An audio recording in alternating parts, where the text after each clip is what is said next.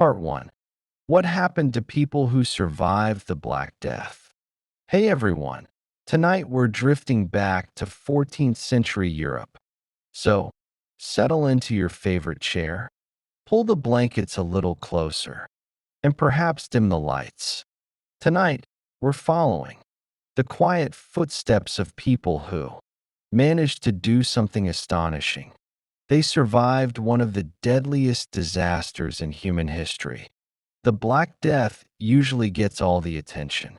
The carts, the bells, the empty villages, the doctors wearing masks that looked suspiciously like oversized birds who had somehow wandered into medical school. But tonight, we're not focusing on those who died. Instead, we're spending time with the survivors. Because surviving, as it turned out, was only the beginning. Imagine waking up one morning after months of fear. The coughing has finally stopped outside your window. The church bells ring less often. The smell lingering over the streets has begun to fade. You are alive. Unfortunately, nearly half the people you know are not. It's an awkward sort of victory.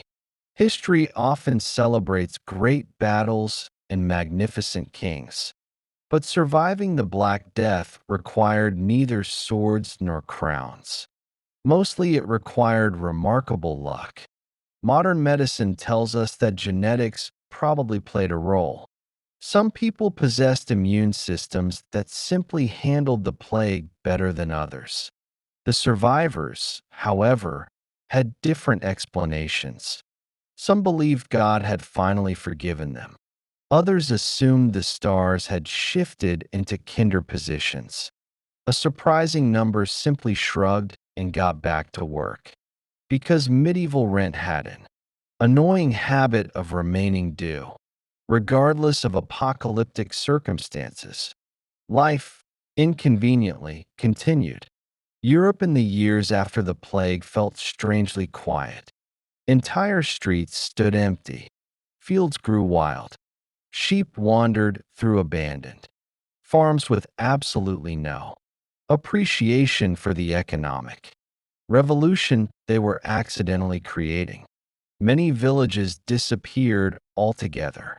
If every resident died, there was nobody left to repair roofs, clear weeds, or argue about whose pig had escaped into whose cabbage patch. Nature reclaimed everything with impressive efficiency. Within only a few years, forests quietly crept across abandoned farmland. Birdsong replaced market chatter. Deer wandered through places where children had recently played. If you stood in one of these deserted settlements, the silence probably felt louder than any church bell. Now imagine being one of the few remaining villagers. You wake before sunrise because habit is difficult to kill. Even when your neighbors are gone, you still bake bread. You still milk the cow. You still mend your shoes. Only now, nobody borrows your tools anymore. Nobody complains about your chickens. Nobody asks if you've seen their missing goat. Peaceful, perhaps. A little lonely. The emotional weight of survival is something medieval records only hint at. People wrote wills in extraordinary numbers before the plague reached them. Some survived long enough to discover every person named in those wills had died first. Suddenly, houses belonged to unexpected heirs. Land changed ownership almost overnight. Families vanished. Family trees became remarkably short. If genealogy had existed as a hobby, it would have become much less complicated. For nobles, this created a different sort of problem. Many aristocratic families lost so many members that titles passed to distant cousins nobody particularly liked. There always seems to be one cousin living several counties away who unexpectedly becomes important. History is full of these people. They were quietly minding their own Business one month and unexpectedly became lords the next. Sometimes they were delighted. Sometimes they inherited castles full of debt instead of treasure. Naturally, medieval paperwork made everything worse. Survivors spent years arguing over property ownership. Who owned a field if every previous owner had died? Who inherited a mill if nobody remained to prove their family connection? Lawyers, even then, found ways to remain fully employed. Some professions actually benefited enormously from survival. Builders suddenly became incredibly valuable, with fewer workers available. Anyone capable of repairing roofs, carving timber, or laying stone discovered employers competing for their services. Imagine that, being chased by job offers. For medieval workers, this felt almost magical. Before the plague, labor had been cheap. Afterward, labor became precious. If you were a healthy carpenter, blacksmith, mason, or skilled farmer, your bargaining position improved dramatically. For perhaps the first time in generations, ordinary workers could politely ask for higher wages. Landowners were horrified, absolutely horrified. Peasants were not supposed to negotiate. They were supposed to nod respectfully and continue harvesting wheat. Instead, many survivors calmly asked for better pay. Some simply packed their belongings and found another employer willing to pay more. Mobility increased. Opportunity expanded. The old social order began developing rather uncomfortable cracks. Kings noticed. Naturally, they disliked this development. In England, authorities attempted to freeze wages at pre-plague levels. Their reasoning was simple. Workers should earn exactly what they earned before half the workforce disappeared. Economically speaking, this was optimistic. Workers responded with remarkable creativity. Many ignored the law entirely. Some quietly moved elsewhere. Others accepted better wages in secret. It turns out supply and demand are surprisingly stubborn ideas. Even when medieval governments politely request they stop existing. Meanwhile, women found new opportunities as well. With so many men gone, widows inherited workshops, businesses, and property more frequently than before. Some continued operating family trades independently. Others entered occupations previously dominated by men. Necessity has always been an efficient reformer. Not every door opened permanently. Many of these gains faded over later generations. But for a brief moment, survival reshaped expectations. A widow running a brewery suddenly seemed entirely reasonable. After all, someone needed to make the ale. Europe had enough problems already without adding widespread beer shortages. Monasteries also changed dramatically. Thousands of monks and nuns died caring for the sick. Those who survived often found themselves in half-empty religious communities. Imagine attending daily prayers in a chapel built for 100 voices and hearing only 20. Every echo would remind you of someone missing. Some monasteries struggled to recruit replacements. Others accepted candidates who previously might have been rejected. Standards quietly shifted. When enough people disappear, perfection becomes a luxury. Education suffered too. Many teachers died. Universities lost professors. Libraries remained intact, but the people capable of explaining them often did not. Knowledge survived. Its guardians sometimes did not. Children growing up after the plague entered a transformed world. They inherited abandoned farms. They heard stories about relatives they would never meet. Parents became intensely protective after witnessing unimaginable loss. Every healthy child felt like a miracle. Families treasured birthdays. Simple meals became celebrations. Ordinary life acquired extraordinary value. Markets slowly returned. Merchants cautiously reopened stalls. Travel resumed. Ships crossed familiar routes once more. Trade never fully stopped during the plague, but afterward it expanded carefully, like someone testing frozen ice with cautious footsteps. Some towns recovered quickly, others never regained their former size. The map of Europe quietly changed, not through conquest, not through war, but through absence. Some villages simply faded from memory. Travelers walked past ruined churches whose congregations no longer existed. Fields turned into forests. Roads disappeared beneath grass. History rarely announces endings. Sometimes it simply allows buildings to collapse one roof tile at a time.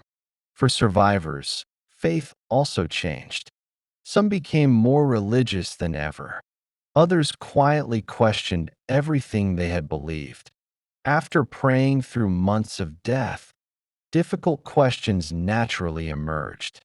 Why did one family survive while another vanished? Why did innocent children die while unpleasant tax collectors somehow carried on for decades? History offers no satisfying answer. Neither did medieval priests. Some survivors donated generously to churches. Others withdrew into private devotion. A few lost faith altogether, though admitting this publicly remained a remarkably dangerous hobby. Still, people continued asking questions. Because surviving catastrophe rarely brings certainty, it often creates more mysteries instead. As the decades passed, children born after the plague listened to. Grandparents described the empty roads, silent towns, and endless funerals. To them, these stories probably sounded impossible, almost exaggerated. Every generation eventually struggles to imagine disasters it never witnessed. Yet the survivors remembered every detail: the silence, the fear, and the strange morning when they finally realized they had lived, while so many others had not. And that realization would quietly shape Europe for centuries to come. Part 2. What happened to people who refused to marry in the Middle Ages? As the generations born after the Black Death slowly reshaped medieval Europe, another quieter mystery unfolded. It wasn't about kings losing kingdoms or knights charging into impossible battles. It was about something far more ordinary: marriage, or, more precisely, the people who simply didn't want to do it. Now, today, remaining unmarried is a perfectly familiar choice. You might have a career, hobbies, several houseplants that somehow require more emotional energy than expected, and absolutely no desire to combine finances with another human being. Medieval Europe viewed things rather differently. To refuse marriage wasn't merely unusual, it could seem almost suspicious. Let's drift into a small village around the year 1355. The church bell announces another wedding. The baker's daughter is marrying the cooper's son. Everyone attends. Everyone smiles. Everyone eats considerably more bread than is probably necessary. The local priest gives a sermon about family, duty, and God's plan. Meanwhile, standing quietly near the back is someone approaching 30 years old, still unmarried. No engagement, no visible intention of changing that. The neighbors have begun asking questions. Many questions, some asked politely, others asked with the persistence usually reserved for tax collectors and geese. Have you found someone yet? When is your wedding? Surely your parents are arranging something. If enough time passed, the questions became whispers. Perhaps something was wrong. Perhaps the person had made a secret promise. Perhaps they simply possessed an unfortunate personality. Villages, it must be said, have always been remarkably efficient at producing rumors. Marriage wasn't viewed primarily as romance. That idea belonged mostly to songs and wandering poets who rarely had to worry about feeding 6 children through a difficult winter. Instead, marriage was practical. It created households, produced workers, joined families, shared land, provided care for elderly parents, and, naturally, produced more taxpayers for whichever king happened to be collecting them.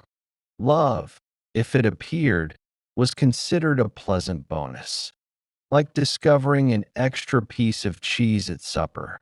Nice to have, not absolutely essential. For peasants especially, remaining unmarried often meant economic difficulty. Running a farm alone required exhausting amounts of work. Fields needed plowing.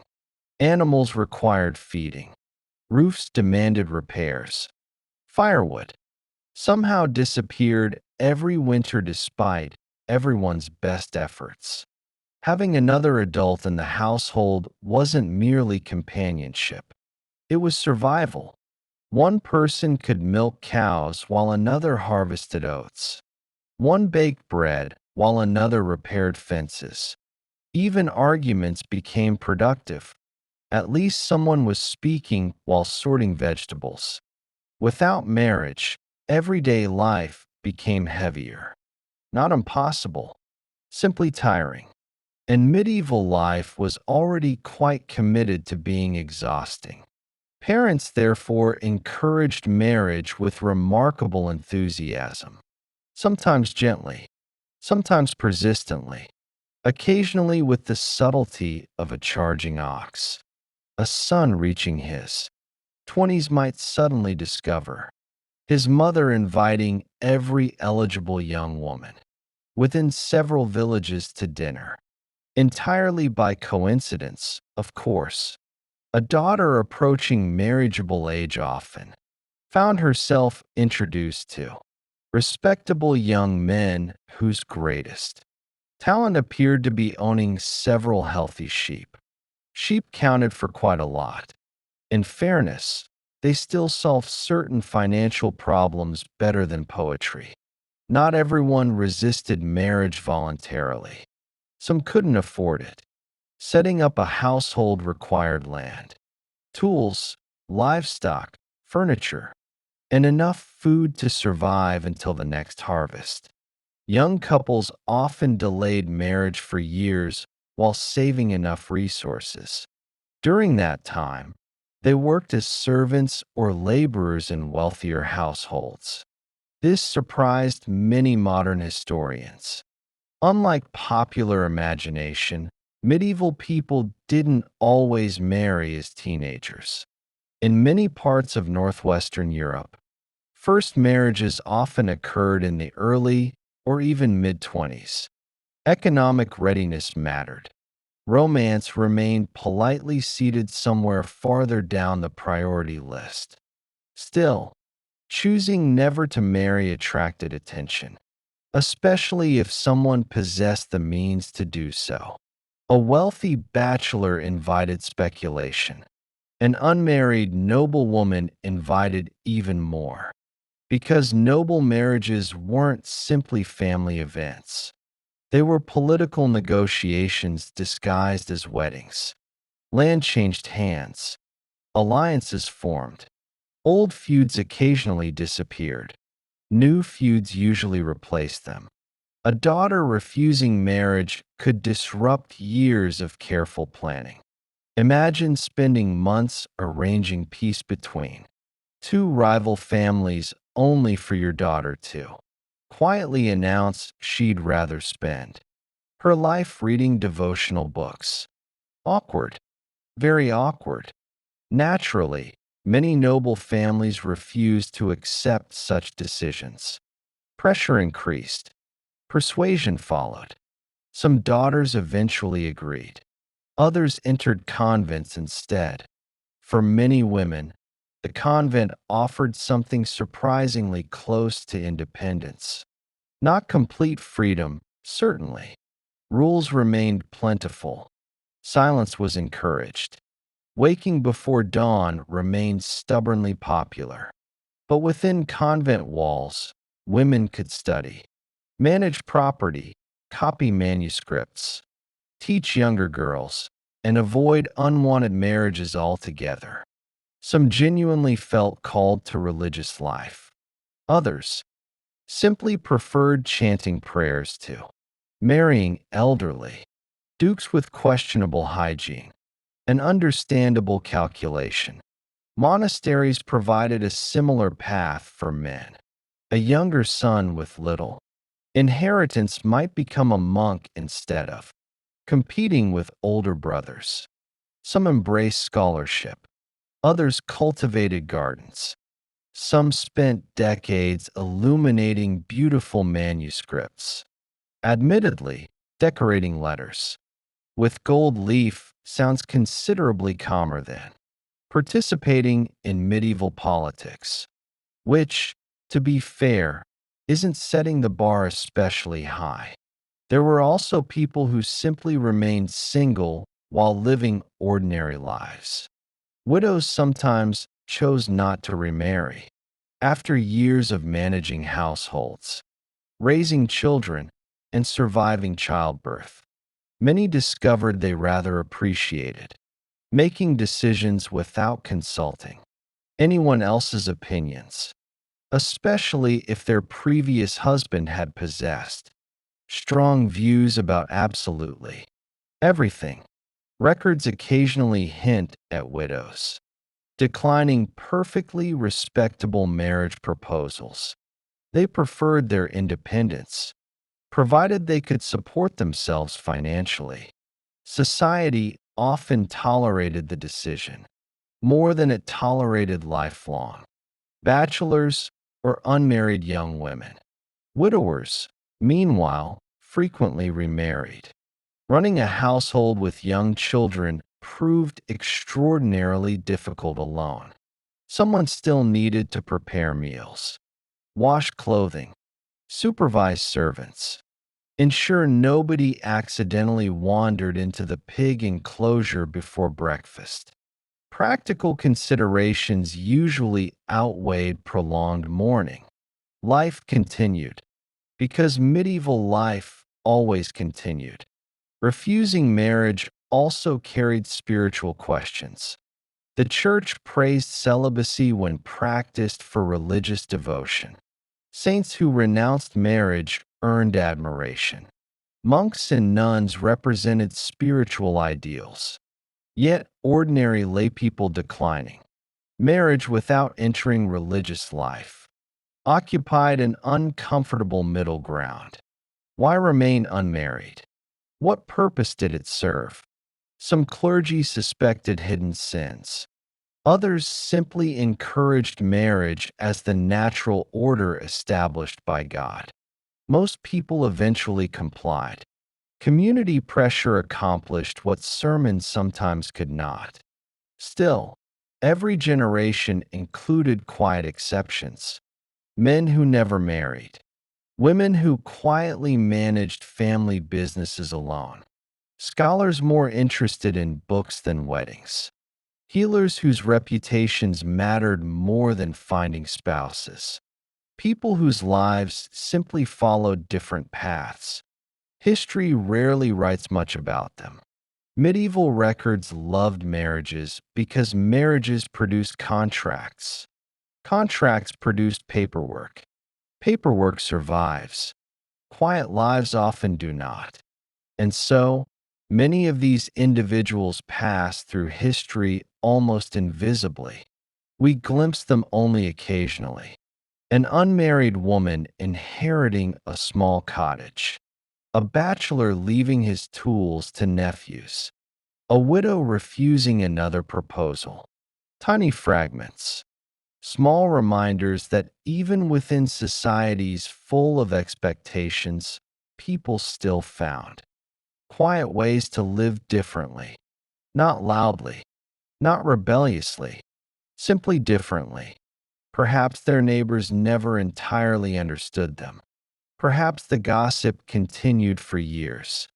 Perhaps someone always asked why they hadn't settled down yet. Some questions, it seems, are remarkably timeless. And somewhere in a sleepy medieval village, while another wedding feast filled the evening air with laughter, music, and far too much ale, one solitary villager quietly returned home alone, not necessarily unhappy, not necessarily lonely, simply living a life that refused to follow the expected script, which, in the Middle Ages, may have been one of the most unusual stories of all. So, as the candles burn lower and another peaceful evening settles across the village, we'll quietly leave these reluctant brides, determined bachelors, practical widows, and contemplative monks behind. In our next gentle journey, we'll wander toward another curious corner of history, where ordinary lives once again proved far stranger than legend. Part 3. What really happened to prisoners captured by the Mongols?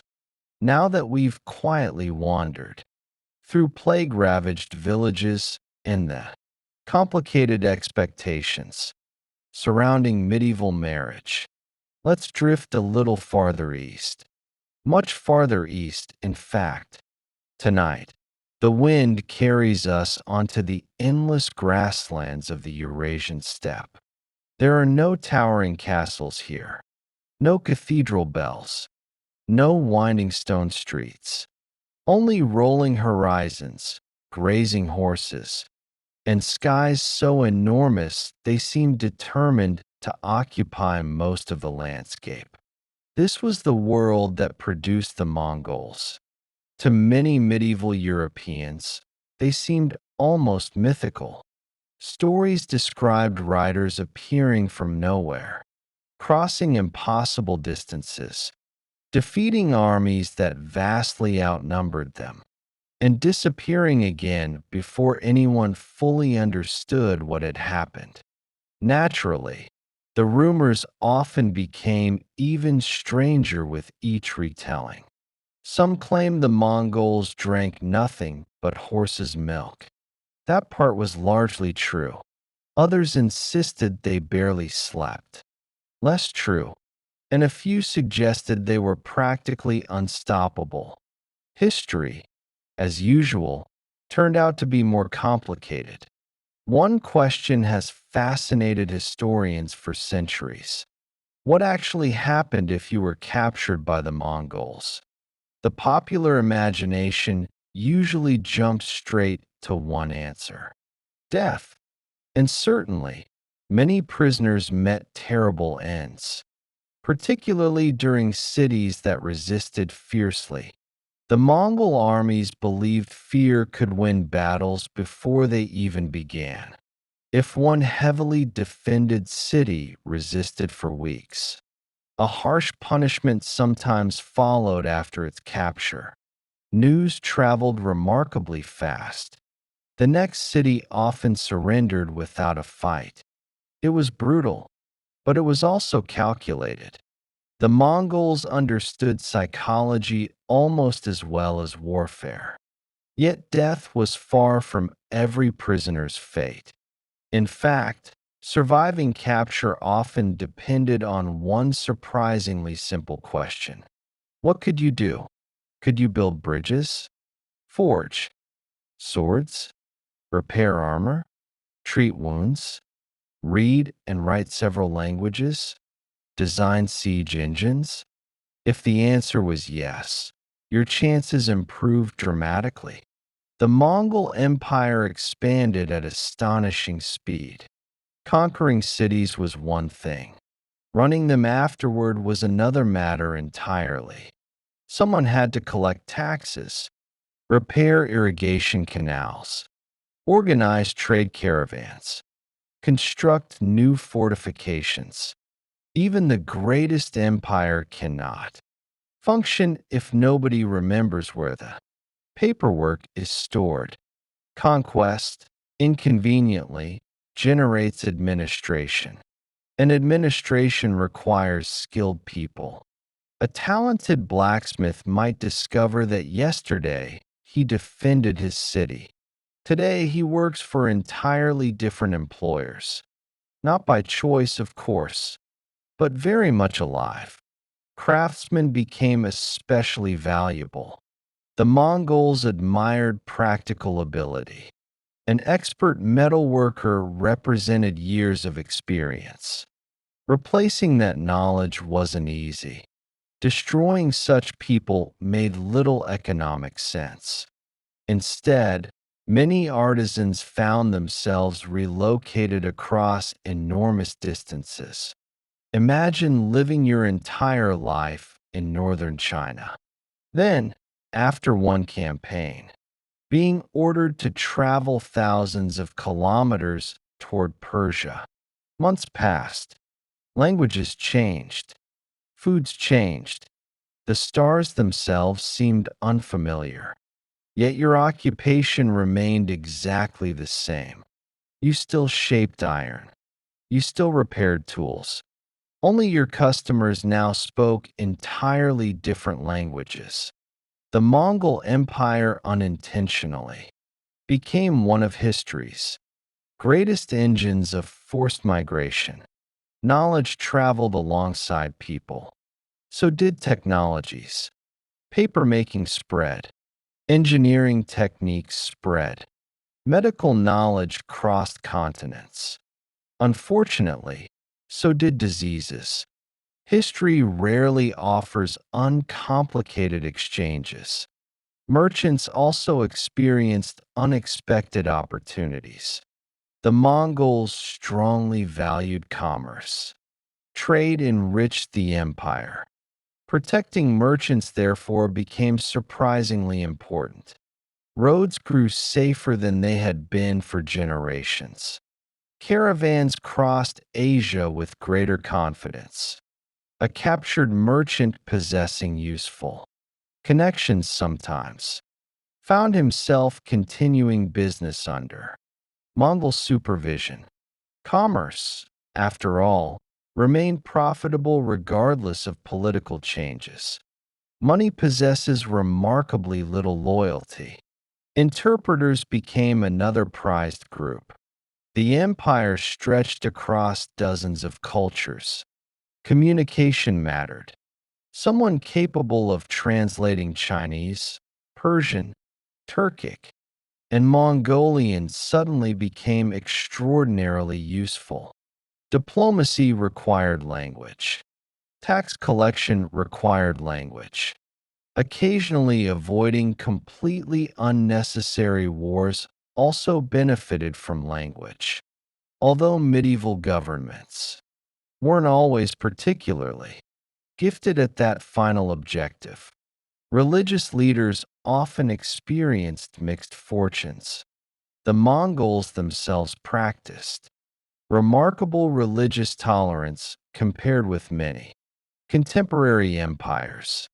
Buddhists, Muslims, Christians, and followers of traditional steppe beliefs all lived within Mongol territories, provided taxes were paid and loyalty maintained. Rulers generally preferred stability over religious arguments. This practical attitude surprised many visitors.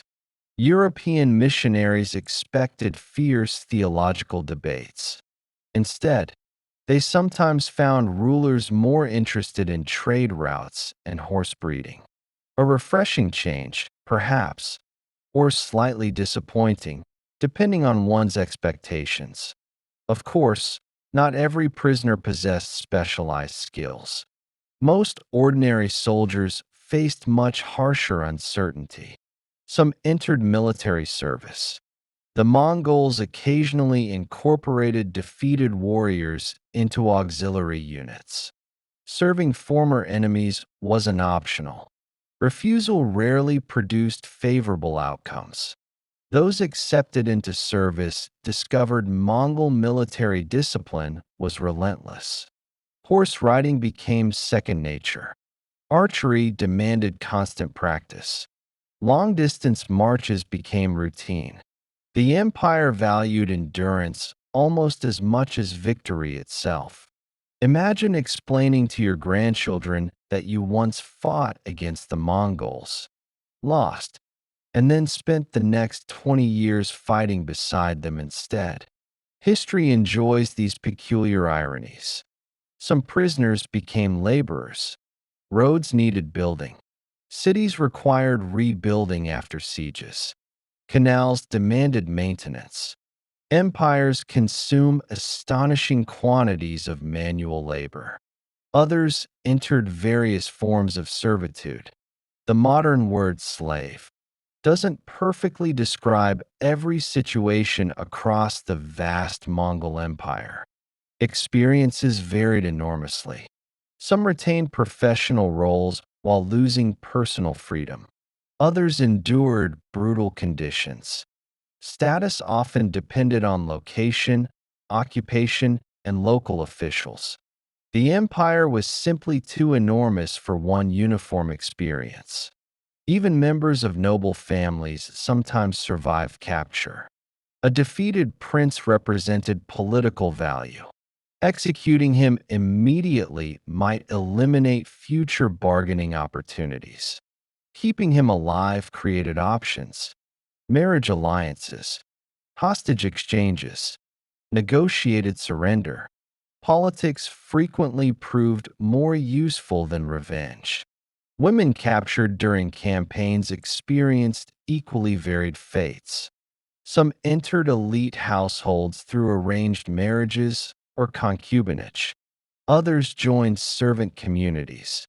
Skilled women, including physicians, textile workers, musicians, and administrators, could also be relocated throughout the empire. Again, usefulness frequently shaped survival. This practical mindset reflected something fundamental about Mongol rule. They admired competence, perhaps not kindness, certainly not gentleness, but competence. A capable engineer might receive better treatment than an incompetent nobleman. Merit occasionally outweighed birth in surprising ways. That alone distinguished the empire from many medieval kingdoms. News of these different outcomes spread rapidly. People learned that surrendering early sometimes improved survival. Resisting until the final assault often produced catastrophe. City leaders faced impossible decisions: fight or negotiate. Neither guaranteed safety. Both carried enormous risks. Some chose resistance out of honor. Others surrendered to preserve their populations. Modern historians still debate many of these choices. There were rarely easy answers. And yet, amid conquest and uncertainty, ordinary human life stubbornly continued. Children still played. Merchants still argued over prices. Horses still required feeding. Families still celebrated births. People still complained about the weather. Even within one of history's largest empires, daily life remained filled with familiar routines. Perhaps that is history's quietest lesson. Empires rise. Empires expand. Armies march across continents. Yet most people continue worrying about tomorrow's meal, repairing broken tools, raising children, and hoping next year's harvest will be a little kinder than the last. For many prisoners captured by the Mongols, survival meant beginning life again in unfamiliar places. Some never saw home. Others eventually built new ones. A few even prospered. Many did not. Their stories remind us that conquest was never simply about battles. It was also about millions of ordinary lives, redirected by forces far beyond their control. And as our campfire burns low beneath the endless steppe sky, with horses quietly grazing in the distance and the cool night wind whispering through the grass, we'll gently leave the vast Mongol Empire behind. Our slow journey through history has many more strange paths to follow, and each one, like tonight's, begins with ordinary people caught in extraordinary times. Part 4: Who cleaned medieval castles before modern plumbing? As the night grows quieter, let's leave the endless Mongolian steppe behind and wander back toward medieval Europe. The horses gradually disappear into the darkness, replaced by towering stone walls, flickering torchlight, and the unmistakable sound of someone hauling an astonishingly heavy bucket. Because tonight, we're visiting a place that history books often describe as magnificent, a medieval castle, at least magnificent from the outside, from a comfortable distance. Because once you actually walk through the gates, another reality introduced itself rather quickly: the smell. Hollywood has given us gleaming halls, polished armor, and noble lords strolling gracefully beneath colorful banners. Reality was less fragrant. Even the grandest castle had one persistent enemy: human beings. And human beings, inconveniently, produce an endless supply of things that somebody eventually has to clean. Castles were designed to survive sieges, repel invading armies, and impress visiting nobles. They were not especially designed around comfort, or hygiene, or pleasant aromas drifting gently through the corridors. Modern plumbing, after all, was still several centuries away. Water did not obediently arrive through pipes.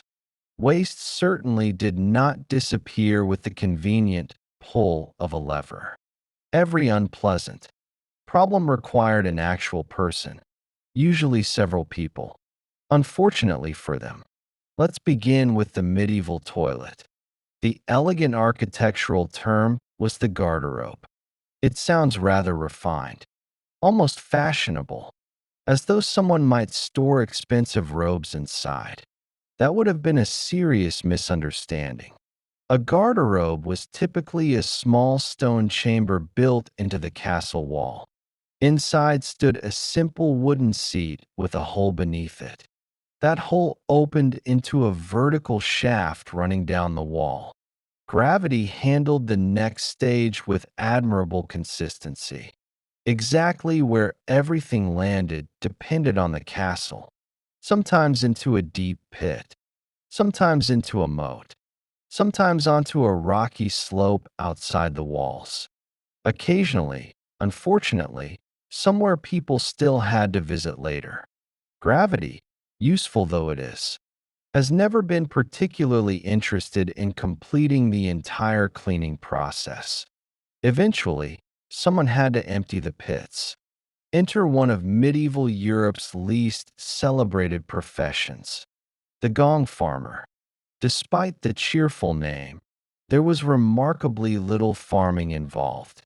Gong simply referred to human waste, which meant the gong farmers' occupation consisted almost entirely of removing enormous quantities of it, usually at night.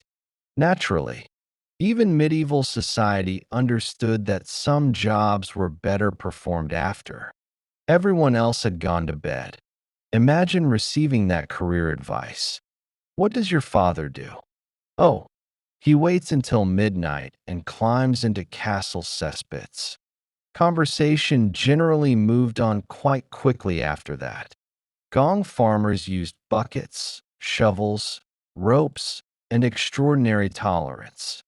The waste collected over weeks or months inside underground pits. Eventually, those pits filled. Someone noticed, probably because the smell became increasingly difficult to ignore. Then the Gong farmers arrived, lowering themselves into spaces that modern health inspectors would immediately classify as catastrophically unsafe. There were genuine dangers. Poisonous gases accumulated underground. Workers occasionally suffocated. Others became seriously ill. Some never returned home. It remains one of history's strongest reminders that unpleasant jobs are often among the most essential. Curiously, many Gong farmers earned respectable wages, not because anyone admired the profession. Quite the opposite. Few people wanted it. When labor becomes scarce and the work absolutely must be done, wages have a habit of increasing. Even in the Middle Ages, money, it seems, has always possessed a remarkable ability to compensate for terrible working conditions, at least to a point. Inside the castle itself, cleanliness required constant effort. Rushes covered many stone floors. These were layers of reeds, straw, herbs, and occasionally flowers spread across the ground. Fresh rushes looked pleasant enough. They softened footsteps, provided a little insulation, released gentle herbal scents for perhaps a few days. Then life happened. Food spilled. Dogs wandered through.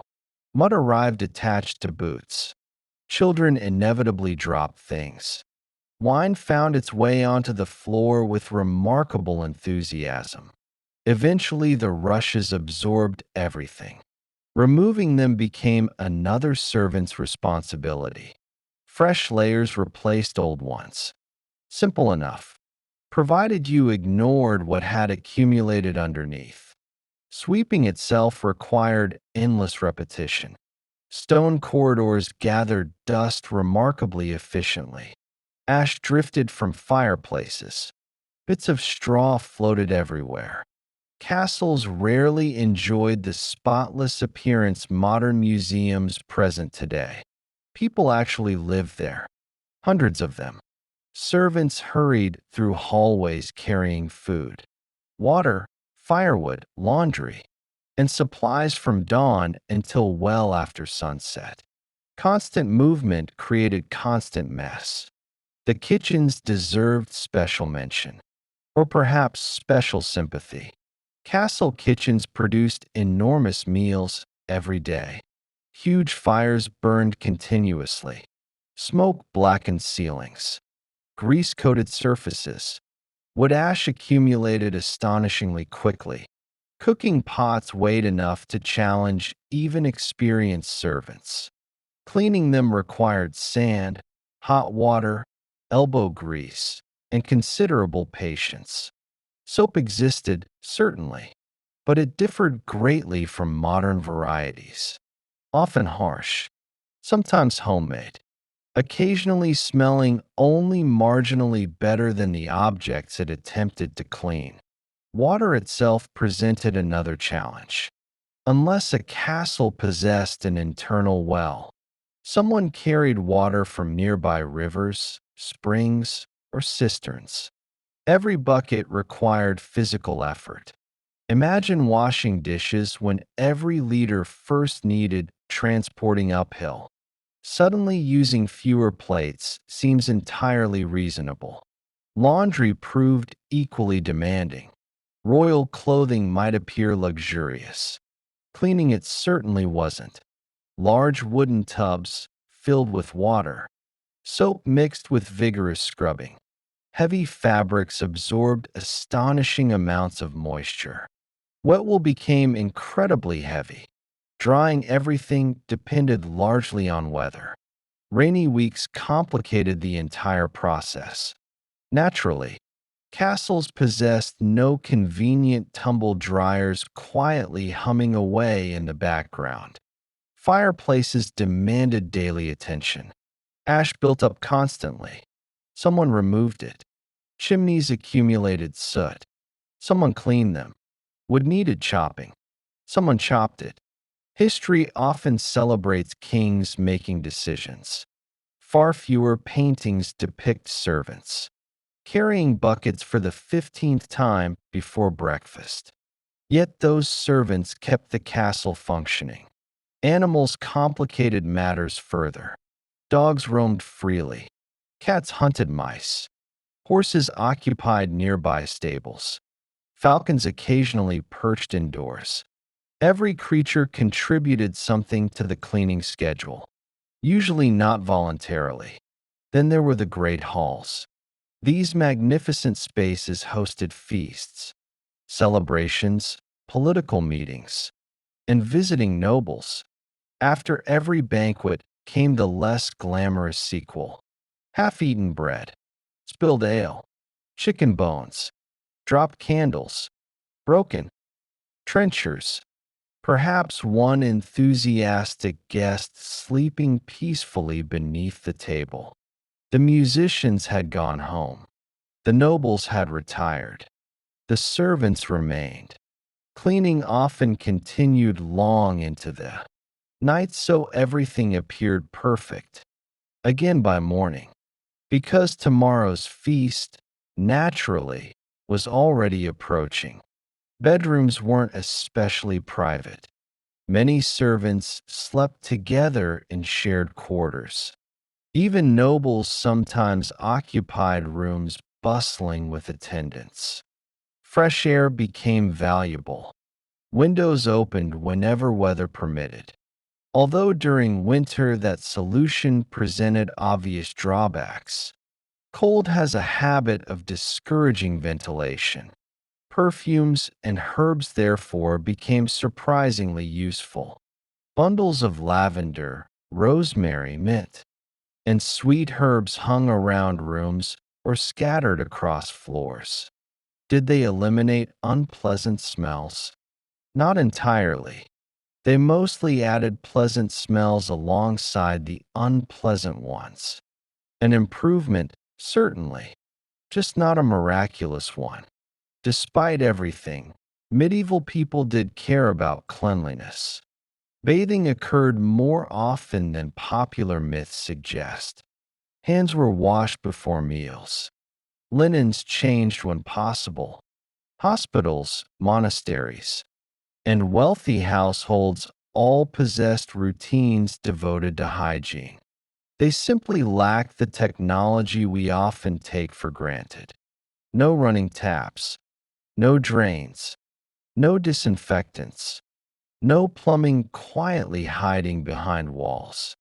Only people, people carrying water, people sweeping floors, people scrubbing pots, people emptying cesspits beneath moonlit skies while everyone else sensibly remained indoors. Perhaps that is the quiet secret hidden behind every magnificent medieval castle. Its beauty depended not only upon kings, queens, architects, or soldiers. It depended upon countless ordinary workers whose names history almost never recorded. They rose before dawn, worked until darkness, and somehow managed to keep enormous stone fortresses functioning, one bucket at a time. So as the torches begin to burn lower, the kitchen fires settle into glowing embers, and the last footsteps fade through the castle corridors. We'll quietly slip out through the great wooden gates. Behind us, the servants continue their endless work, preparing everything for another ordinary medieval morning. And our gentle journey through history drifts onward, toward yet another forgotten corner of the past, where the smallest jobs often reveal the biggest stories. Part 5. What was the worst job in ancient Rome? As the castle gates close quietly, behind us and the last torch flickers against the stone walls. Let's drift even farther back in time, much farther. The forests of medieval Europe gradually give way to paved roads, stretching toward the horizon. Stone aqueducts march across the countryside with quiet confidence. Marble temples gleam beneath the Mediterranean sun, and somewhere in the distance, thousands of sandals echo against ancient streets. Welcome to Rome, the empire that built remarkable roads, magnificent monuments, and enough bureaucracy to ensure someone, somewhere, was always filling out an official document. To many people, ancient Rome represents luxury, grand villas, public baths, victorious generals, lavish banquets where wealthy senators reclined comfortably while servants hurried about with endless trays of food. All of that certainly existed, but only for a very small number of exceptionally fortunate people. Most Romans lived much more ordinary lives, and someone, inevitably, had to perform the jobs nobody else wanted. Every civilization has them, the tasks that make everyone quietly grateful they were born into a different profession. Tonight, we'll meet the people who kept Rome functioning while receiving remarkably little admiration in return. Let's begin beneath the city itself. Hidden below Rome ran one of the ancient world's greatest engineering achievements, the Cloaca Maxima. Its name translates rather directly, the Great Sewer, not especially poetic, but wonderfully honest. Originally constructed centuries before the Roman Empire reached its greatest power, this enormous drainage system carried rainwater and waste away from crowded neighborhoods. It was a remarkable achievement. It also required maintenance. Someone had to climb into those dark tunnels. Imagine standing beside an opening leading into the underground channels. The air feels damp. The smell reaches you before the darkness does. A supervisor hands you a lantern, perhaps a shovel, maybe a rope, then cheerfully reminds you that blockages won't clear themselves. Down you go. The sewer workers spent their days removing mud, broken pottery, fallen branches, dead animals, and unfortunately, everything else the city managed to discard. The tunnels were slippery. Floods arrived without much warning. Poisonous air gathered in enclosed spaces. Even experienced workers understood that every descent carried real danger. History rarely remembers their names. Yet without them, Rome's sanitation system would have failed astonishingly quickly. The wealthy senators discussing philosophy above ground owed quite a lot to people they probably never noticed. Moving back into daylight doesn't necessarily improve matters, because now we meet another unfortunate profession, the public latrine attendant. Roman cities contained surprisingly sophisticated public toilets. Long stone benches stretched along the walls with carefully carved openings. Running water beneath the seats helped carry waste away. Fresh water also flowed through shallow channels near people's feet. Ingenious engineering. Somewhat awkward social atmosphere. Unlike modern restrooms, Roman public toilets offered very little privacy. No stalls, no locked doors, no politely pretending other people didn't exist. Instead, Neighbors often continued conversations while seated side by side. Politics, business, weather, perhaps discussions about whose olive harvest looked most promising, all while sharing what today would be considered an extraordinarily personal moment. The attendants kept everything reasonably clean. They replenished water, removed waste, maintained the facilities, and occasionally reminded particularly untidy visitors that civilization depended upon a certain minimum standard of cooperation. Cleaning communal toilets for hundreds of daily visitors was hardly glamorous. Still, someone did it.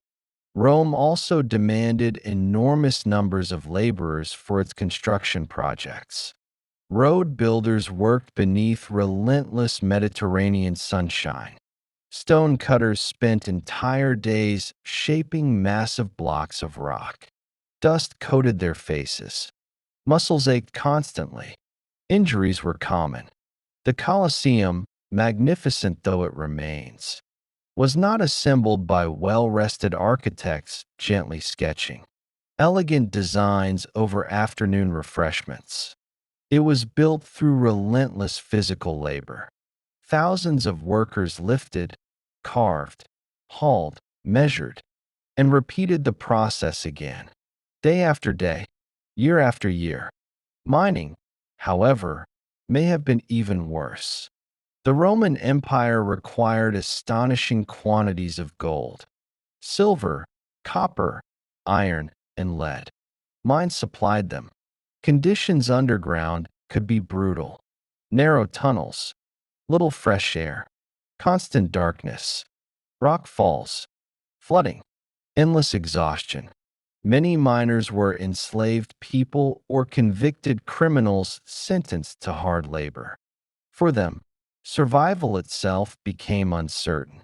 Ancient writers occasionally described the mines with genuine horror. Even in a society accustomed to hardship, they inspired pity. Then there were the tanners. If you've ever appreciated the smell of new leather, spare a thought for the people who produced it. The tanning process was unforgettable. Animal hides first needed cleaning. Hair had to be removed. The skins then soaked in various mixtures that included lime, animal fats, and, perhaps most famously, large quantities of human urine. Yes, urine. Rome collected it surprisingly efficiently. Public containers stood in the streets. Citizens contributed whenever nature suggested. The ammonia proved remarkably useful during leather production and cloth cleaning, which means that one person's inconvenience genuinely became another person's industrial resource. The Emperor Vespasian even imposed a tax on collected urine. According to later tradition, when his son questioned this rather unusual source of government income, the emperor supposedly held up a coin and observed that money doesn't smell. The leather workers would likely have disagreed. Quite enthusiastically, nearby stood the fullers. These craftsmen cleaned and finished woolen clothing. Their workshops bustled with activity. Clothes soaked in vats containing water, clay, and yes, once again urine. Workers climbed into the vats, barefoot and spent, hours stomping fabrics to remove grease and dirt. Imagine explaining your occupation. I spend my days standing in other people's laundry. And there's more. There usually is. After washing, garments were stretched, brushed, trimmed, and dried until they appeared almost new. Roman citizens appreciated clean white togas. The fullers made that possible, at considerable personal discomfort. Rome also loved entertainment, which created another unusual profession, the arena corpse collectors.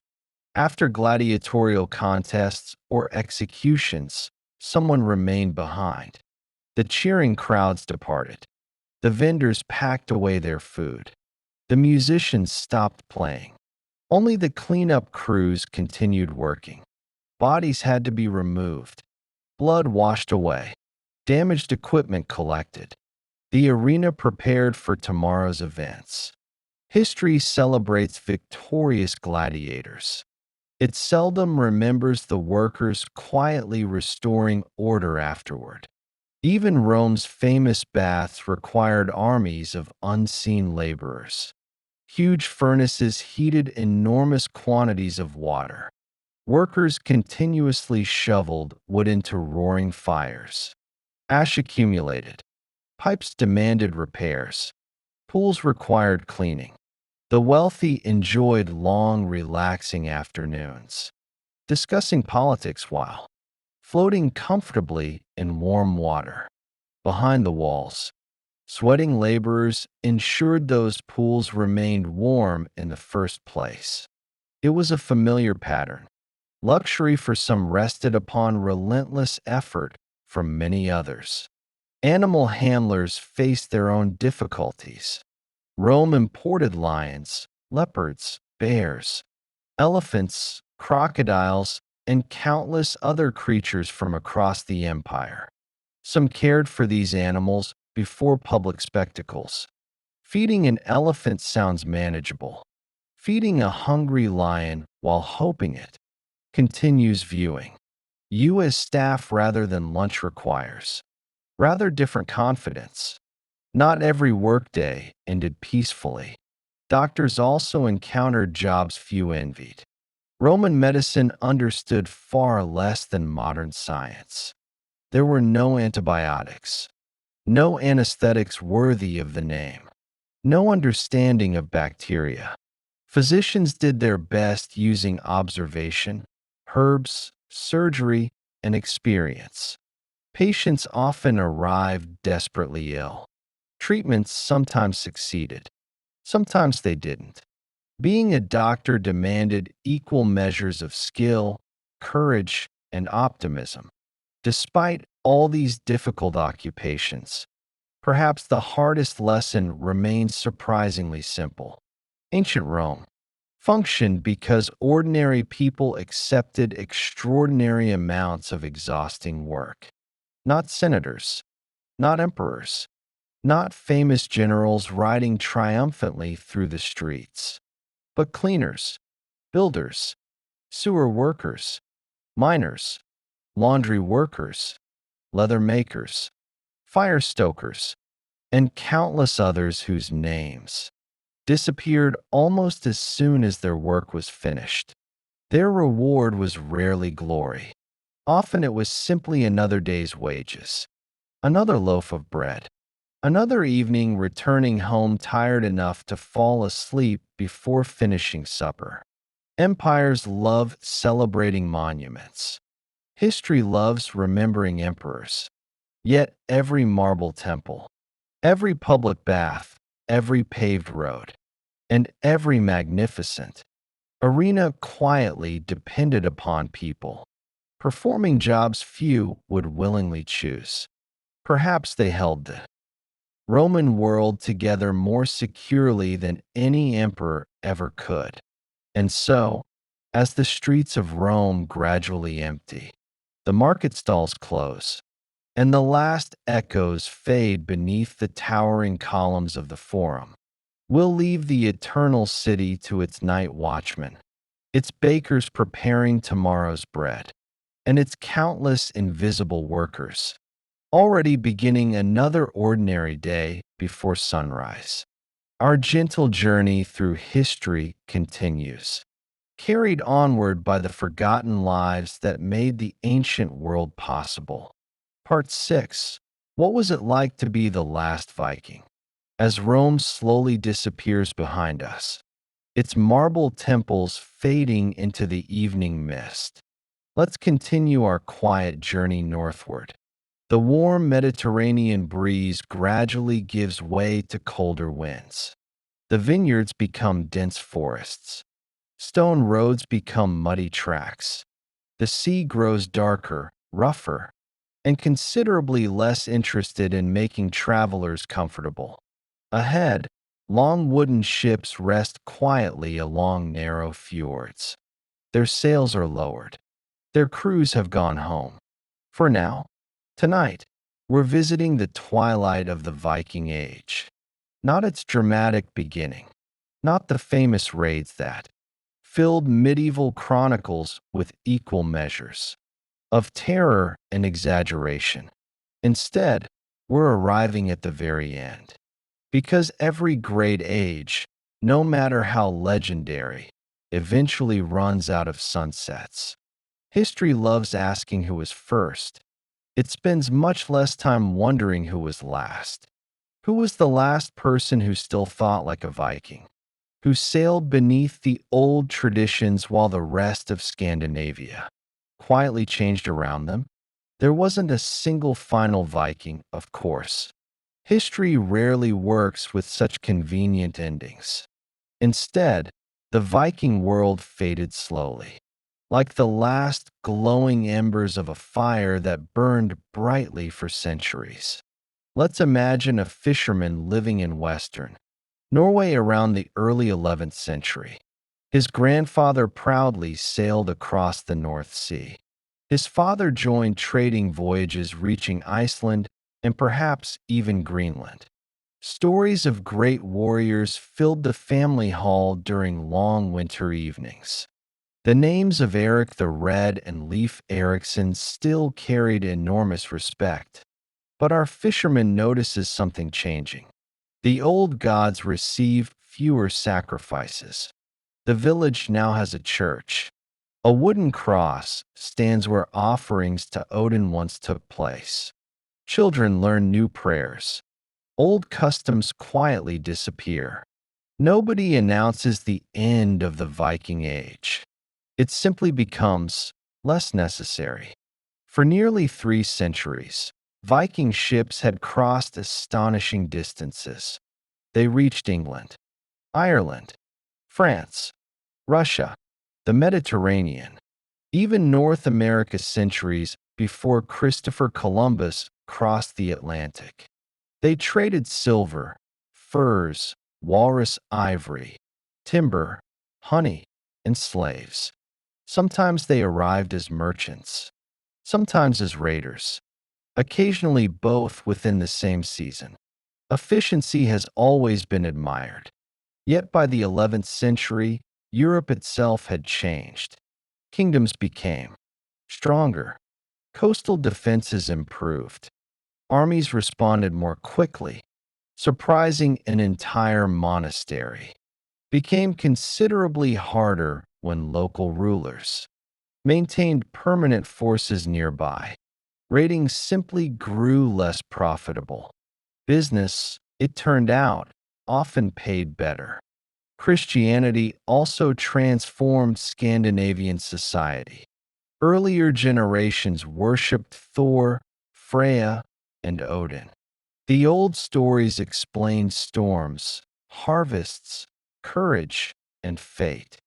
Then missionaries arrived, some peacefully, some accompanied by ambitious kings who considered conversion an excellent political strategy. A united Christian kingdom proved easier to govern than dozens of independent pagan chieftains. Religion and politics have long enjoyed working together whenever convenient. Conversion rarely happened overnight. Families often blended old beliefs with new ones. A man might wear a cross around his neck while quietly keeping Thor's hammer tucked beneath his clothing, just in case. Insurance policies come in many forms. Archaeologists have uncovered jewelry combining Christian crosses with symbols from Norse mythology. It seems people preferred not to offend either heaven while the situation remained uncertain. Quite understandable. Our fisherman probably grows up hearing stories about Valhalla, a magnificent hall where brave warriors feast forever. but his own children hear sermons about heaven instead. The family table becomes a meeting place between two worlds. Grandfather tells one story. The village priest tells another. The children quietly absorb both. Languages changed too. Runestones became less common. Latin letters slowly replaced older runic writing for official documents. Monasteries copied manuscripts. Kings issued written laws. The old oral traditions survived around winter fires, but increasingly they shared space with books. Knowledge moved from memory onto parchment, an enormous cultural shift, though perhaps not immediately obvious to someone simply trying to repair fishing nets before autumn storms arrived. The famous longships also became rarer. They had been masterpieces of engineering, fast, flexible, perfect for rivers and oceans alike. But maintaining them required wealth, skilled shipbuilders, and experienced crews. As kingdoms centralized, rulers invested more heavily in different kinds of naval forces. The legendary dragon-prowed ships gradually became symbols of an earlier age. Imagine walking past an aging vessel pulled onto the shore. Your grandfather once sailed aboard it. Now weeds grow beneath the hull. Children climb over it while playing. Time quietly transforms legendary machines into playgrounds. Trade, however, flourished.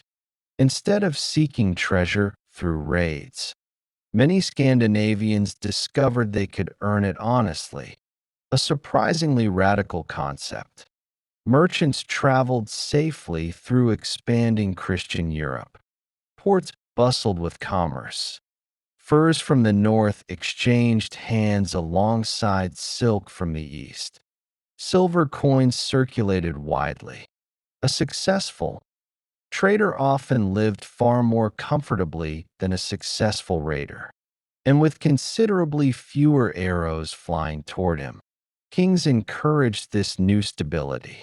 Men like Olaf Haraldsson, later remembered as Saint Olaf, worked tirelessly to strengthen royal authority in Norway. Independent Viking chieftains gradually lost influence. Local feuds became less acceptable. Taxes became considerably more common. Governments have always displayed remarkable consistency in that particular area. For ordinary people, these changes produced mixed feelings.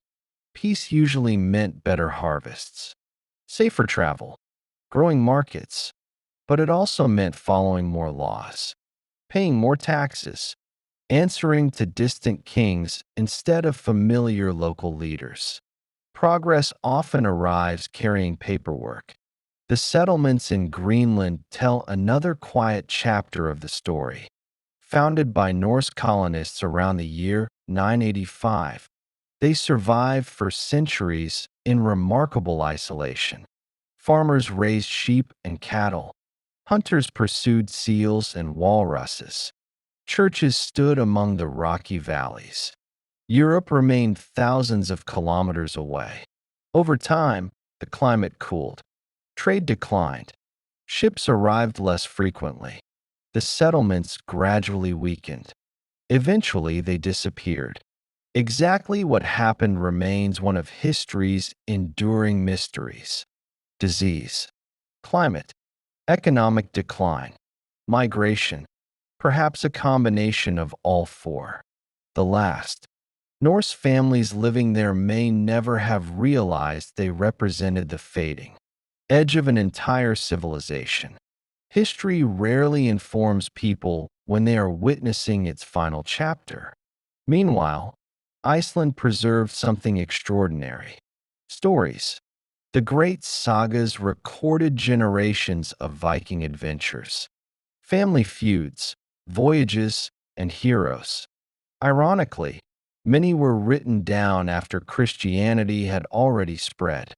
monks and scholars carefully preserved, tales from a world their own.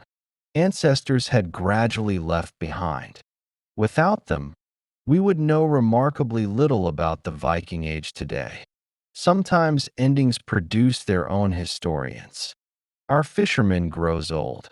His grandchildren attend church every Sunday. They no longer dream of raiding distant monasteries.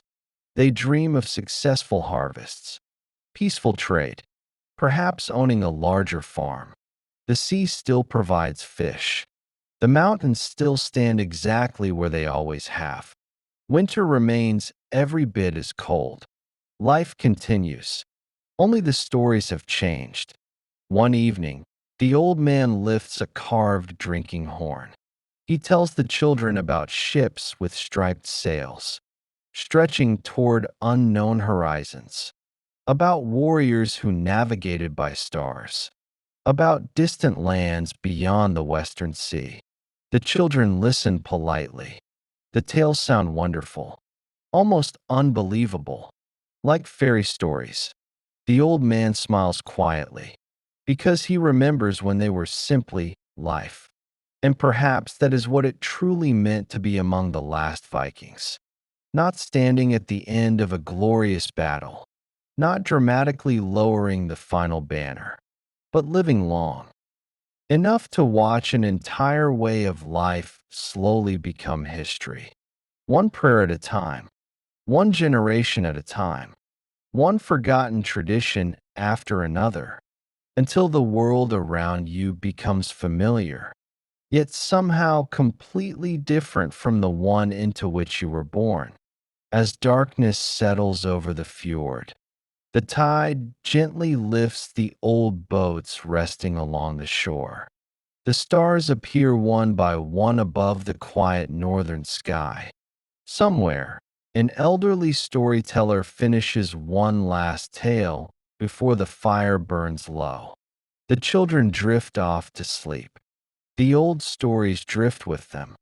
And so, gently and almost unnoticed, the Viking Age slips into memory, leaving behind only echoes carried across the sea.